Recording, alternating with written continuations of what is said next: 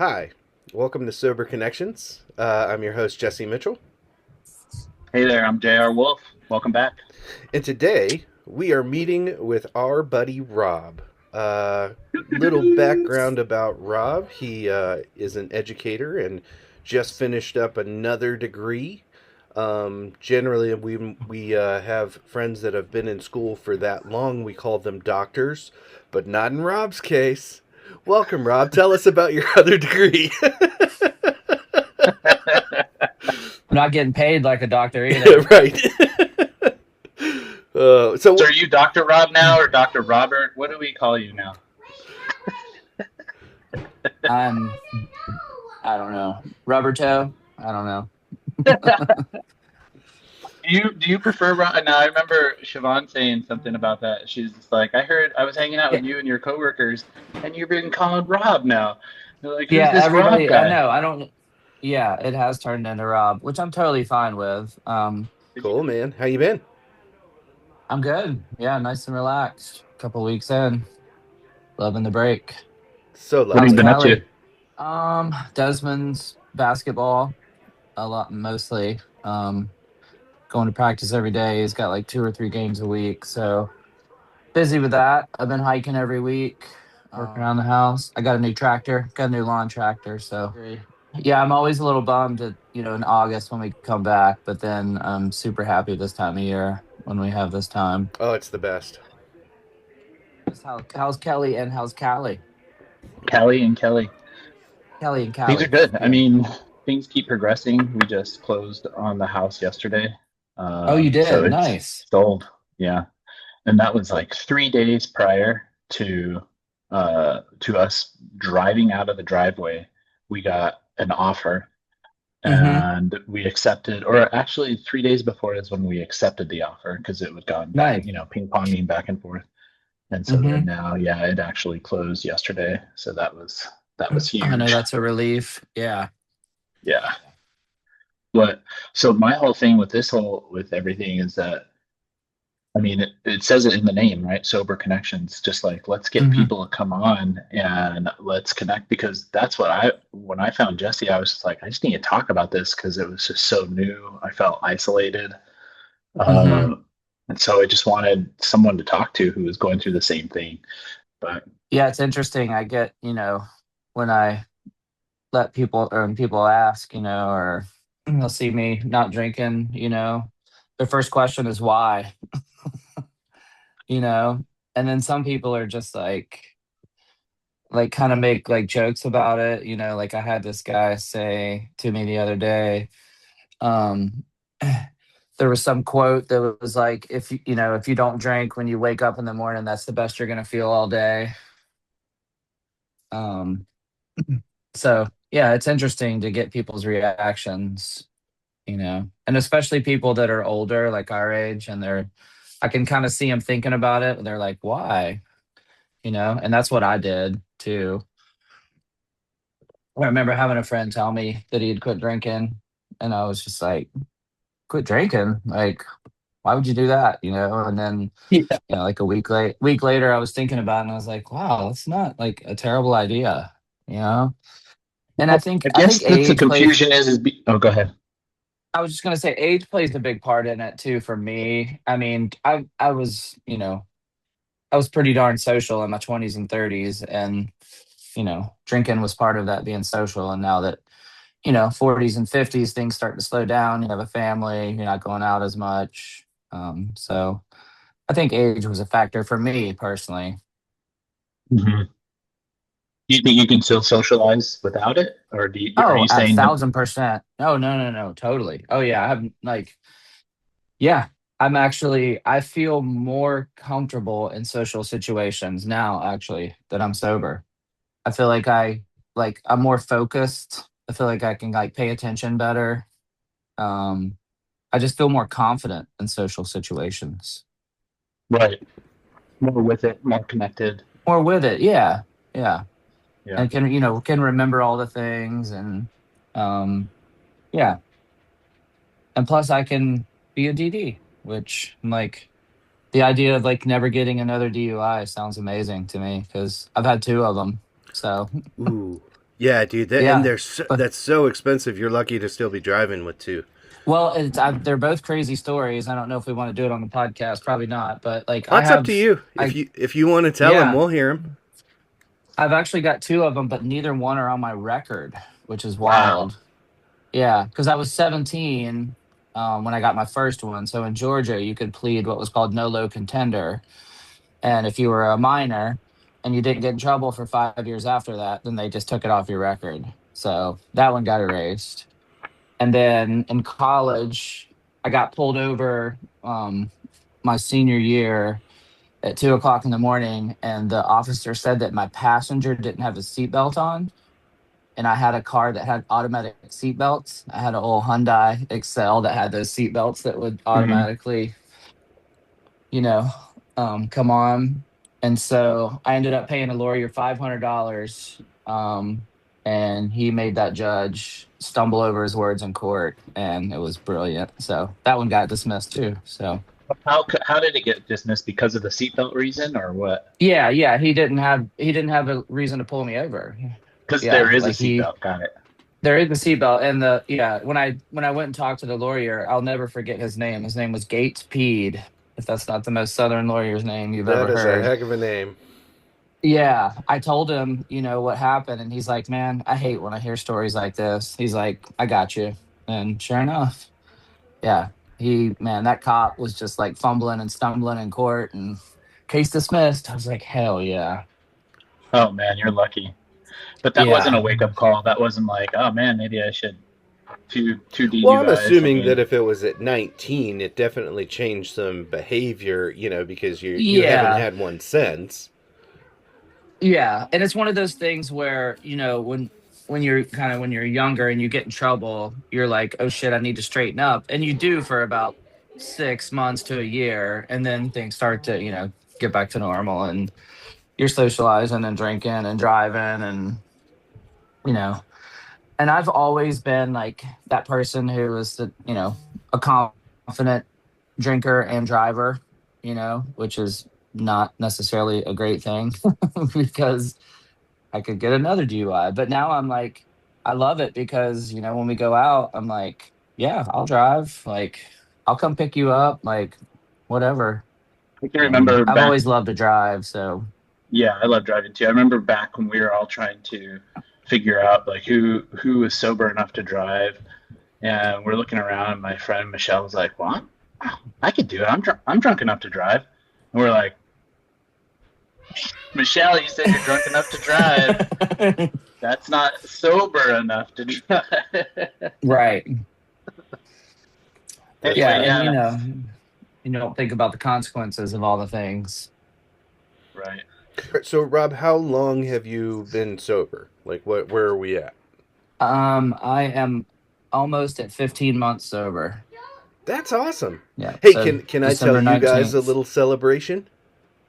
Sure. Please. Today is my third anniversary of sobriety. It was Oh, 3 years wow. ago today. Wow. Yep, yep. Wow. Awesome. Nice. Congratulations. That was one Congratulations. hell of a Panthers game. It hurt me so bad on so many levels. And I think the alcohol was just like, it was probably actually the Panthers game that was the most painful, but the alcohol didn't help. Oh, So yeah. you're of one of where you had so much alcohol, like the next day you swore it off. Yeah, because I was watching the Panthers game and I remember telling myself only two. And it was a close game. I think we actually won this game. We did. We won this game. That's weird. But it ended up being so stressful that I don't know. I was 8 or 10 in. And yeah, at that time it was weird for us to win a game. And man, it ruined me for probably 3 days. Like I was literally hungover for 3 days. And Oof. I was in so much pain. And I know I've told this story before, but I got up the next morning and I saw pictures of some friends that I know that had come over and they had been drinking too, and they were riding bikes with their kids the next morning. And I was like, it really didn't occur to me that people did that. Like I really thought everybody was Mm. hurting as much as I did. And I was like, Hmm. Hmm. wait a minute, they really do this? And People that ride bikes. yeah, and after drinking that much, and that was the thing for me, I was like, wow, if people are able to do that, that means I'm not functioning in a way that is conducive to how I want to be. And I want to be able to like do stuff with my kids. And if I do this, I Well, and if I can't. remember correctly, too, you were a whiskey liquor drinker, right? Yes, and I don't Yeah. remember if there was whiskey involved in that one or not. That may Okay. have been, but yeah, the whiskey was even worse. That was Yeah. my that was my alcohol of choice was bourbon Yeah. and Mine. grapefruit juice. Okay. I was beer. Definitely beer. Oh, I do. I mean, Yeah. I I What was do. would. your I would last drink night some of. like, Rob? Well, I actually, I'll tell you why I was strictly a beer drinker because when I was 16 years old, I went to a party and I got so. I think I had alcohol poisoning. Hmm. I got so drunk from drinking Bacardi. We were drinking Bacardi mixed with orange juice and cherry Kool-Aid. And it was one of those things that like it tastes so good and goes down so smooth, you don't realize how much you're drinking until all those drinks hit you and the room is absolutely spinning and you feel you can't stand up. And thankfully, I had a girlfriend who held my hair. I had long hair in high school and held my hair all night as I threw up into the toilet all night. And so I remember waking up that next day and just feeling horrible and thinking, I'm not a liquor drinker. I can't handle liquor. My body is telling me stay away from liquor. So I was primarily a beer drinker. Wow. And Yeah. so then um, you were saying like so your last the last time you drank alcohol was 18 months ago. And what was the last 15, night? Was there 15. a 15 months ago? Was there something that happened the night before, like Jesse's? Did you have a big Um, blowout? I did not have a big blowout. I had some extremely stressful stuff going on with some relationships and was not handling that stress very well. It was physically making me very ill. I could not focus.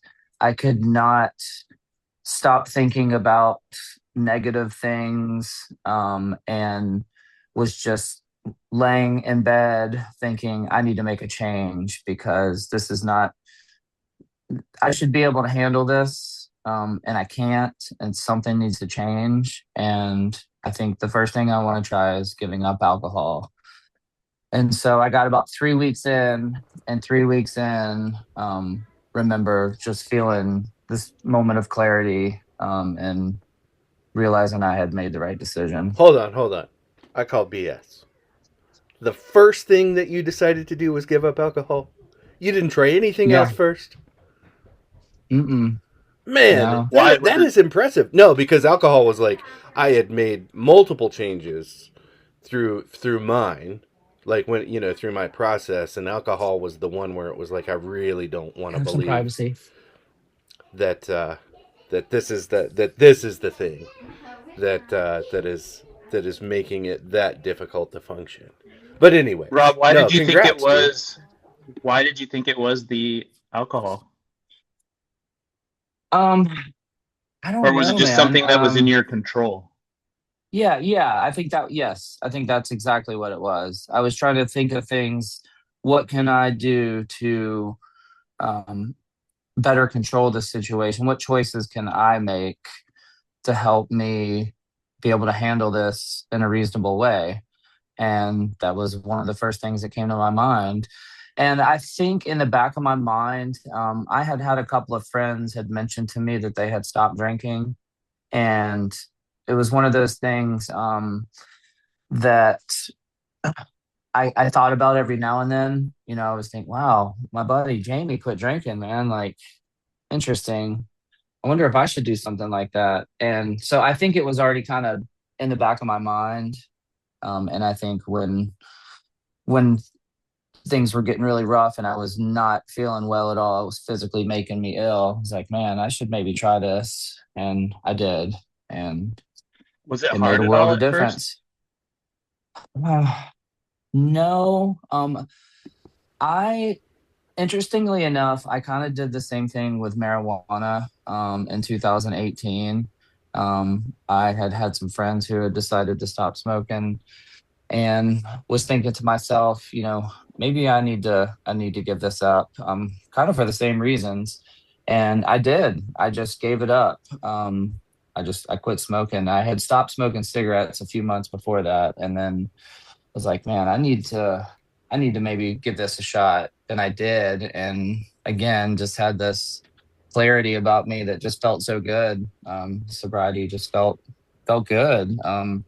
Especially with taking care of my dad and my kid, family, and all the things. I just feel like I needed that clarity. Well, I've got two questions. First one, Okay. did you when you decided to quit drinking, did you announce it to people or did you just do No, it? I just did it. Why? Yeah, I've always been, because I was afraid that if I did start drinking again, that I was gonna look, and it just didn't look good. It was a bad look, It was like, I don't want to be one of those people that say I'm gonna do something and then I don't do it, and then people judge me for it, Yeah, essentially. mine was really similar. I didn't tell anybody. I didn't have a drink for 6 months before I told people that I had stopped. Mm, Months. wow. Nobody noticed Nobody noticed. Wow. because, like with Rob was saying, Rob, what were people's reactions? Earlier, you had said something about people were asking you why. Yeah, I get that a lot. Still, When the conversation still, yeah, when the conversation comes up, like I actually we had a little party on Sunday, and I had a friend over, and he asked me for a beer, and I was like, well, I don't drink beers. He's like, well, what are you drinking? Because I had it in a koozie, and I was like, these are NAs. I'm drinking NA. And he's like, really? He's like, you quit drinking? I was like, yeah. And he said, why? And I was like, well, and my little spiel is, like I kind of told you guys, I just wasn't handling stress very well. I was feeling like I needed to make a change to kind of, make myself feel better. Alcohol was physically making me ill. And when I gave it up, I realized, wow, this is the right decision. And now I was telling Wolf that I can go to shows, I can go to bars, I can go to parties, I can do all the things. I don't care if everybody's drinking. I don't even think twice about it. I will grab a kombucha or an NA or drink a soda and Well, and I just think roll with part it. of what we have tried to do with our interviews as well, and just with our own check-ins, is like is to be non-judgmental about it. Like my whole goal was to be able to stop for me, but like not Hmm. be on a pedestal where I'm telling everybody they need to stop. Because if it works for you and you're able to do Totally. that, like good on you. I'm jealous. Yeah, I wish I could get up and ride bikes with my kids the next morning. Like if I could, I'd actually still be drinking because it's wonderful. Like I do love in the moment how it makes you feel, but my gosh, afterwards, it hurts so much. it does. It does. Yeah, and I like you said, admire that that. the Go social ahead. connection with drinking is, it's huge, to sit around with your friends and drink and get silly, and yeah, that part of it is enjoyable, but like you said, the aftermath is, Do you find that you can and get silly even without the alcohol? I do. Um I do. Yeah. I was worried I couldn't. It's cool that you can. Can you? Yeah, although I have a shelf life after 7 o'clock now. If like I'm done, I'm tired, I'm in bed. I do not function after 7 o'clock anymore. Alcohol did help me function socially after that Yeah. kind of bedtime witching hour. Hmm. So that's interesting that you were saying you didn't tell people for 6 months. Like, not even, I mean, people that were your family had to realize, though, within that 6 months, No, they right? didn't, and I was so worried, kind of like you were. It's like if I tell people this and then I can't do it, I don't. That's gonna bring upon some guilt that I don't think is gonna be healthy for me, and I just knowing what I know, guilt when it comes to addiction is like really dangerous. So I was very careful with it. So why did you decide to tell Your anyone connection. in Your six con months? Because Mare did finally notice. So what did she say? She was. I mean, it was a great response. She was like, "Oh, well, that's awesome. I had no idea." She was like, "You should have told me." I was like, "Well, you know, for the reasons just stated, it was Right. like there was risk in it, and I didn't want to put myself in a position that is true cyclically addictive if I want to make this choice. Right. That was the risk. And if I didn't do Yes. that, I think it actually helped me. Now, there might be, for people that Yeah. I fully understand though, that there are people that would, again, Rob, I'm kind of like, in with Wolf too, we're in this space where we didn't have to go to a recovery center. We made the choice and we were able to Yeah. do that. Not everybody can do that. And again, I I don't want know, to be man. judgmental, and I think if you're in a space where you want to make a change, but that's the support that you need, that's what you need, and that's okay. I was Yeah. Right. I was actually concerned though that that might be the support that I needed, and I'm very, very, very grateful that it wasn't, and I feel very lucky because of it. And I will own that and say it out loud. No, For I me, agree with that 1,000%. I wanted to have some momentum. I wanted to have some weeks under me Mm, before I talked about it, because then I could believe it, because I just didn't believe it, because I had right. had a bunch of false starts where I was like, I'm never drinking again, or something like that. Mm, And I needed this to be real before I could tell anyone, or I just, mm-hmm. again, the same situation. But Rob, I was wondering about your partner. My partner still drank after I stopped. Your partner, what was her reaction? Um, does this mean that you're never going to drink again? I think was the first question I got from her. And I was like, um, it's a day-to-day thing. I'm not going to say that I'm never going to drink again. I don't think that's a statement that I want to live by. It is, and I think a lot of alcoholics would tell you that it's day to day. And I by no means consider myself an alcoholic. Um, technically, I think I was probably drinking enough drinks a week to be labeled an alcoholic, but not in the sense that it was affecting my job or my family. All the horrible things you can hear about alcoholism. Yeah, that's interesting. A lot of people, I think that a lot of people they say, well, I can keep drinking because I'm not an alcoholic, because that's what we've defined Right. as an alcoholic, as somebody who is not functioning. Mm-hmm. But there's the functional alcoholics, Mm-hmm. that require it and Yep. depend on it for our reward system, for the end of the day, for the it's like your best friend. A lot of times I've talked about it. It's Mm-hmm. like I've broken up with uh, um, a partner that was abusive, and then all of my friends are still hanging out with my abusive partner, because they're like, oh, well, it's fine for me because that doesn't happen to me. But Now, can I read you something, Rob? And this is again just more for discussion and exploration. And I want to like I do consider myself an alcoholic, but this is why. So if we're looking at like clinical information of what dictates an alcohol disorder to create alcoholism.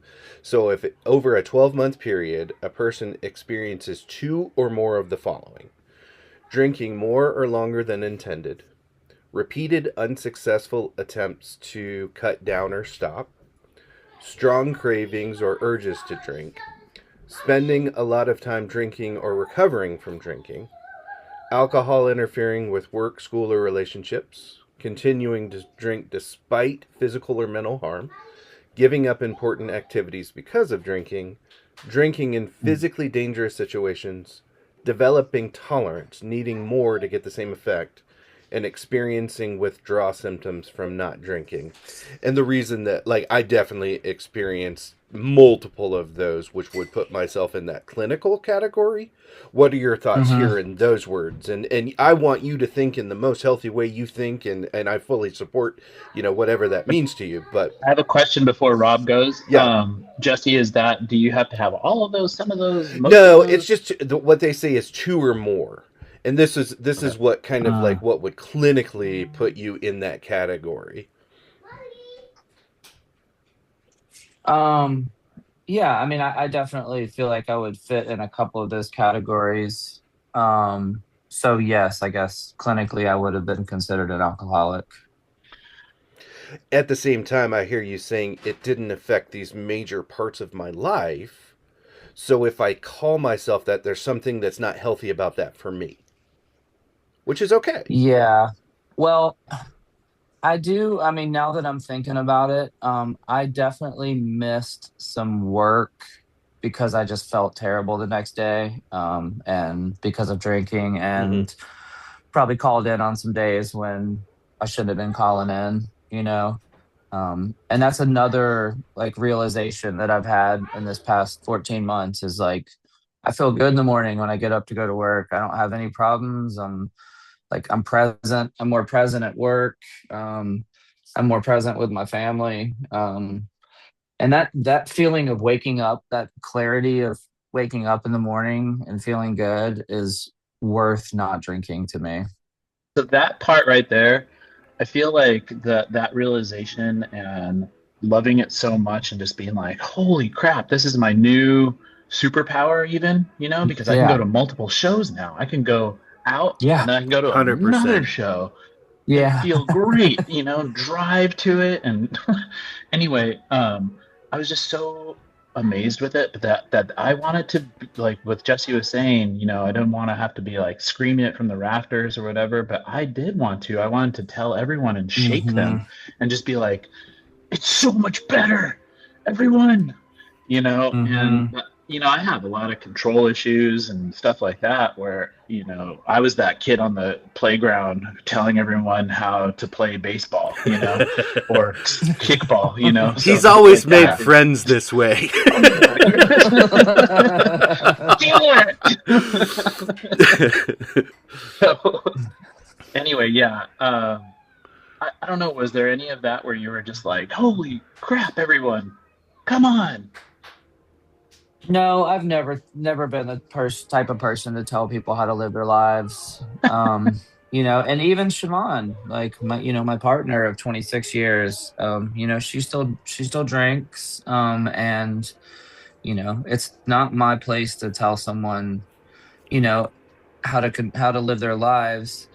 Now, with that being said, if it came to affecting my children or my home or my dad or my job, or if it began to affect any of those things, then yes, I would step in, Like some and harder have a conversations would be you have had. a hard time. Yeah. Yes, absolutely. um but when things are just having a few drinks in the evening, and every now and then tying a good one on, like, I'm okay with that. Like, if that's your choice, that's your choice. It's very understanding of you. I, uh, I definitely had a hard time with it watching my partner drink when I was trying to, especially that 3 weeks. It felt like that 3 weeks. You said 3 weeks. That felt like a turning Hmm. point, or even 3 months. It was like Hmm.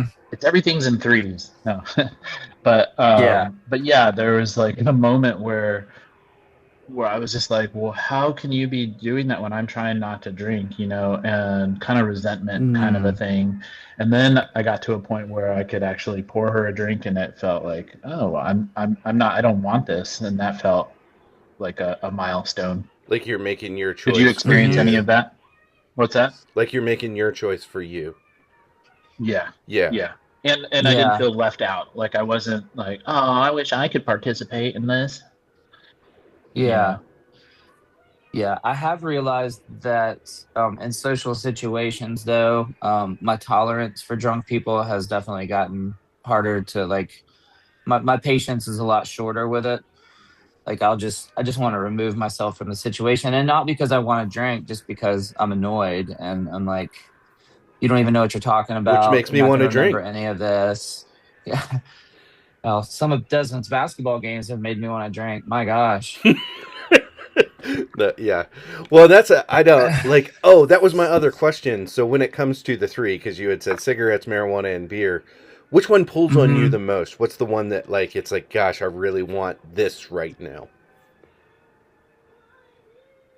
Um, I mean, cigarettes and alcohol, I have no affinity for. So it would be the marijuana. Yeah, more than anything.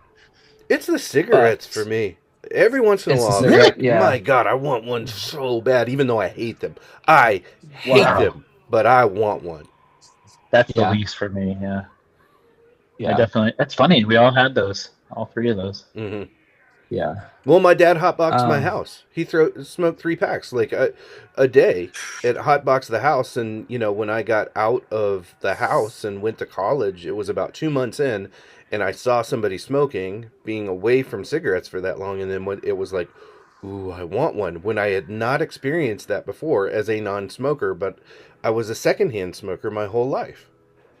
So it yeah, you did. are. It was in my system. And it's like Yeah, looking back, it was like, wow, I was actually addicted and had no idea. Correct. yeah. I mean, I still enjoy marijuana. I just don't smoke it. Hmm. I love how it smells. Yeah. Oh, like Oh the, yeah, oh Yeah. man, it's amazing. it is. Yeah, it So is. distinctive. Have you saying the game made you want to drink? Do you experience any other things, or like, is it the I stress was of the game? What is I it? was kidding. Yeah. I was pretty much joking when I said that. I kind of said that to my daughter. Desmond had a game on Tuesday, and it was at ICI, and they played a really good Uh team, huh. and it was back and forth, and they ended up winning by 2 points. But And when it's that stressful, just yeah, at the end of the game, I was like, man, this game's whew, gonna make me start drinking again. And Evelyn looked at me and she's like, please don't, Dad. And I was like, I'm kidding. Oh, I'm that's just so kidding. I'm not. sweet. but that's good Yeah. information too. I mean, like that's. Right. And well, and this has been She another must be piece of so this now proud of that you. I mentioned my kids is like, now that Desmond's a freshman in high school and Evelyn's in eighth grade, so they're, entering high school, I feel like setting that example for them and showing that, you don't have to drink. Um, I think it's important, and that's been meaningful to me as Hmm. well on this journey. Yeah, what a Yeah, they can journey. see you in social situations handling it, and Yes. how do you Yeah. be? I don't think I ever had that example, right? Like everybody I ever knew growing up, I watched them at social functions, and that's what you do. Hmm.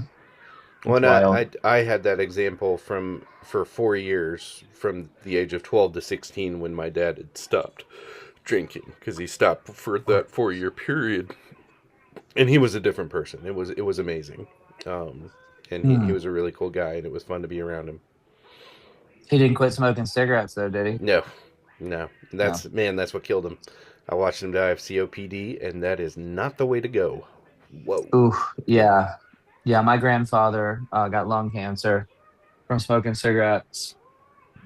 Um, and I saw that. But I was never a heavy smoker. At my most, it would take me about 4 days to finish a pack of cigarettes. Hmm. So, um, yeah, and Yeah. I'm really proud of myself. Kind of like you guys were saying that I didn't have to go to a treatment center. That I'm able to mentally, overcome this. That really gives me a lot of confidence in life to know that I can overcome something like this on my own. Um, Yeah, like what and not powerful ownership. Yeah. And I have had therapy along this journey as well, and it's helped tremendously. Not and alcohol hasn't really been one of the major topics.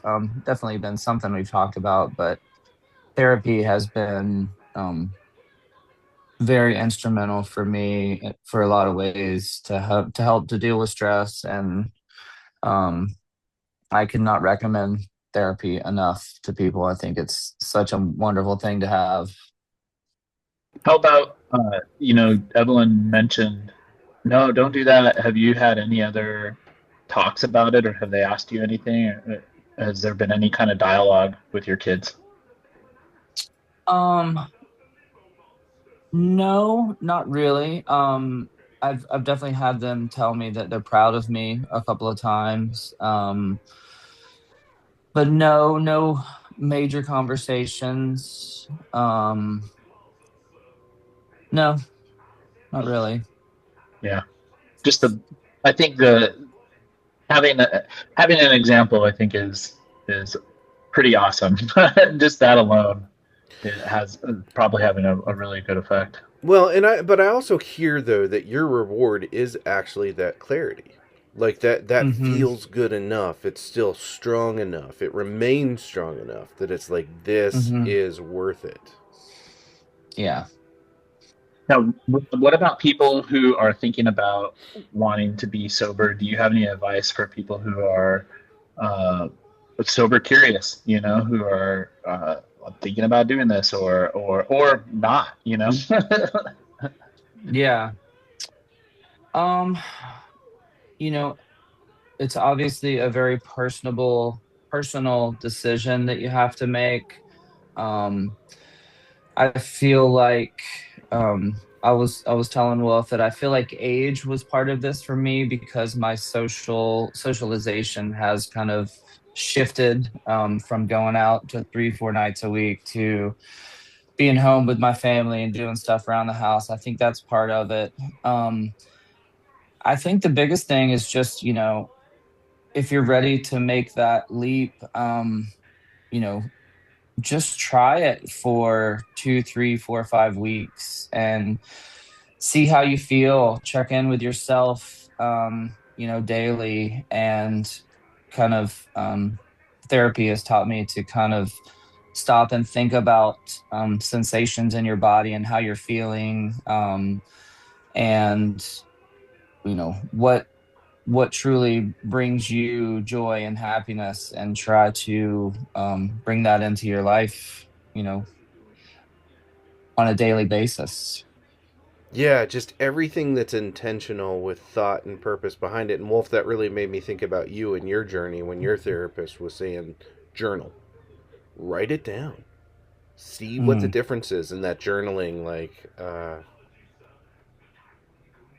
Yeah, that's what I did, hmm. Rob. But it was the price of admission was if I was gonna drink, like in that 3 week period you're talking about, or like when you're sober curious, I was having a real hard time stopping. And so before the non-stop, no more drinking, I would journal when I felt like drinking, and just to gather information. What's going Mm, on? When am I drinking? Is it after that basketball game? Is it because we're going to this show? Is it because I'm nervous about how I'm going to be, or I want guaranteed fun? I'm lonely. I'm frustrated about this day I had, and that was a hmm. big one, man. The trying to get over a tough day was, man. How do you do it? Yeah, I just needed to recalibrate about how Right. how do I recover from a bad day.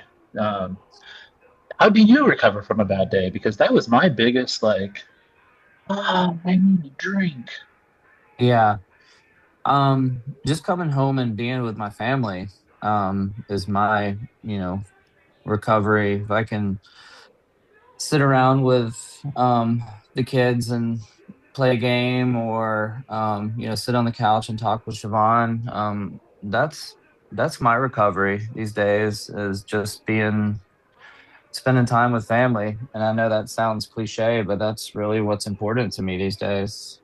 is it fair to say though that things are cliche because there's some truth to it? Like people think and Hmm. feel that way in commonality, hence it makes something cliche, but it Hmm. works. Yeah. Also, awareness Yeah. of it, just becoming aware that that is important to you. If you don't, if you don't acknowledge that or recognize that, then how is that going to help anything? The journaling is interesting. Did that help you, Wolf? Oh yeah, because then I could see the patterns. Loneliness was another one for me. It was like my go-to friend, like if I'm feeling lonely. But that's something Mm. that I deal with. I've also realized that not everybody feels lonely, I think it is a particular thing that I experience, and that I need to be aware of that. Mm. And so that was, again, it was like my abusive friend that was my go-to, the thing that made me feel better on a bad day. But so I've been reaching out and calling people on my walks more. So it's had a better effect on me in that I'm reaching out, I'm Mm. connecting with people rather than the substance, which is a Mm. common thing. Do So you mean reaching out to like people that you normally just don't talk to as much and yeah, just I mean, calling to I've say lived in hey? Yeah. Portland, Santa Cruz, now Asheville, and so I want to be calling you guys more. I want to call and check in and have a conversation. Also, introducing myself out when I'm out. I make it a point to introduce myself rather than those kinds of things are important to Mm. me. Connection with people, and so I just need to make a better effort rather than the like easy way was through drink. If we have this Yeah. alcoholic beverage, then we're like connected over this alcoholic beverage and we'll be talking. But that's really the connection because after I stopped drinking, a lot of my connections went away because that's how I was connected to people Mm. was through the Yeah. drink. Did you Turning experience 50 any this follow? Oh yeah, go ahead. I was just going to say turning 50 this year has been kind of a year of reflection. I've done a lot of thinking. I think that's been part of the stop drinking too. 50 kind of hit differently than 40 for me.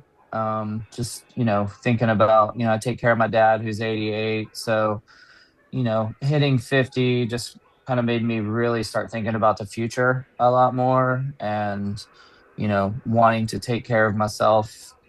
Um, for when I get older, I don't want to I don't want to have to experience a lot of the things that I see my dad going through, and I'm hoping if I can make some good choices now, hopefully that'll help me. You never know, but um yes, very very reflective Mm. year for sure.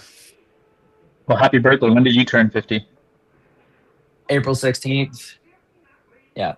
Are you 75 as well, Wolf? I thought you Yeah, were. Are I'm you in 50? three Yeah. days. Yeah. We've been talking in threes today. So yeah, in three Oh, days I'll be right. 50. Yeah. Oh, nice. Uh, Nice. How has Kelly been with you with all this, Wolf? she has a different relationship with alcohol than I do. Hmm. For me, my whole goal was to get buzzed and to get as buzzed as possible without going over the line. So when you're Mm.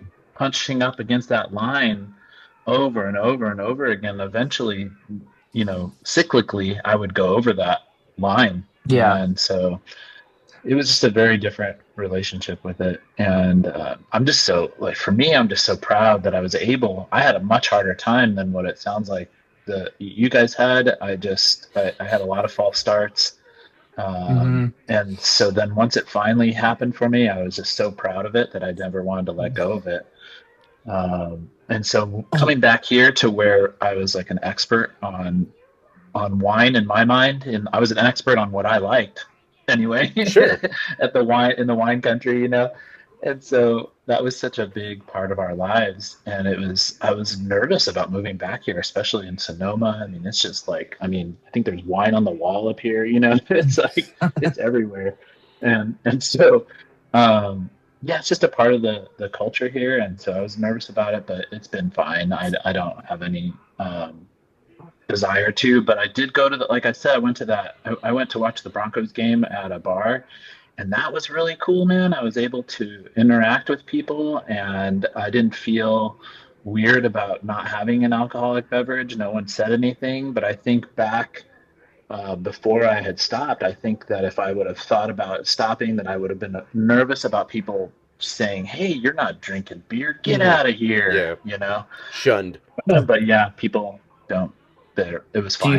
Do you have a go-to these days instead of Oh alcohol? yeah, I love that. I love that hazy IPA by Sierra Nevada. Hmm. Me too. Yeah, that's the bomb. Yeah. Yeah, which made me realize that I really do enjoy beer. I just don't want the alcohol. Yeah. Yeah. It So is quite on that good. journaling, when you were having those false starts, were you hard on yourself? Um, At that point, I wasn't ready to. I guess yes. When I had those false starts, yes, because I would say I'm going to stop, and then I would crawl back.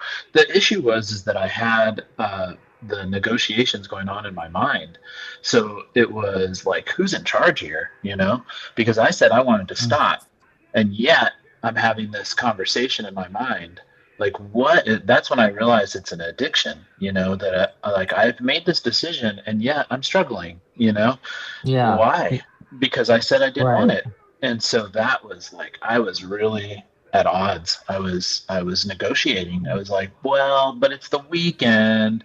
Well, it was a hard day. Well, and there's always something. Yeah. And so Were you in therapy at that point, or were you doing that definitely. yourself? You Yeah. were, yeah. I was in therapy prior to the heart attack, and then I had the heart attack. And so there's an event. Mm, That's a wake up call.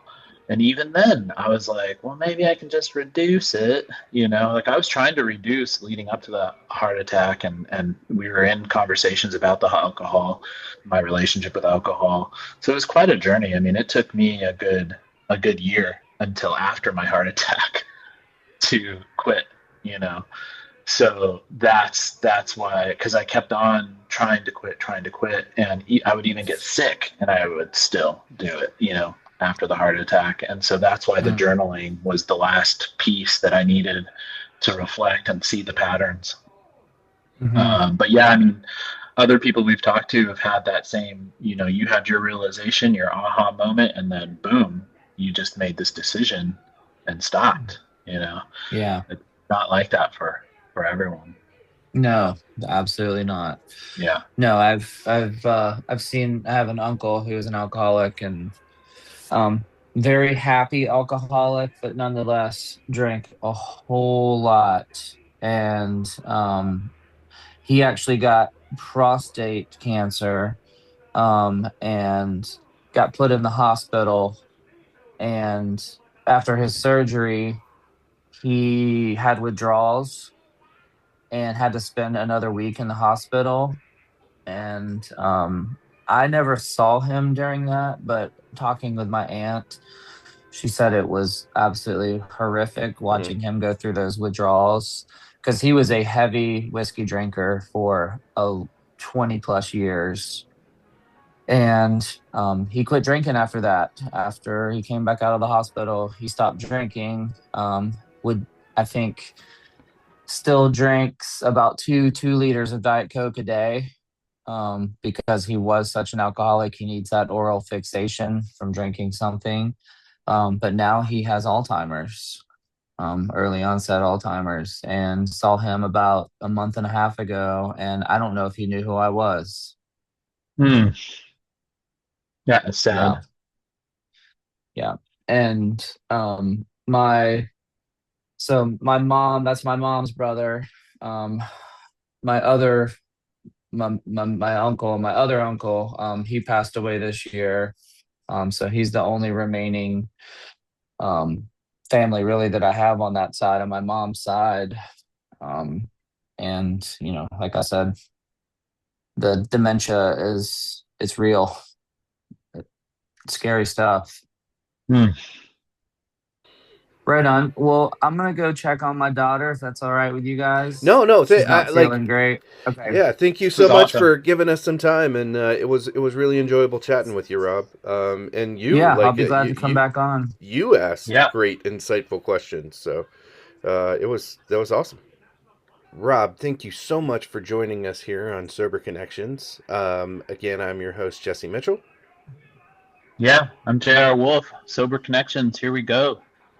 And Thank you so Rob, much for having me. yeah, you have an Yeah. amazing story. Thank you so much for being willing to share. Yeah. That was Anytime. awesome, Rob.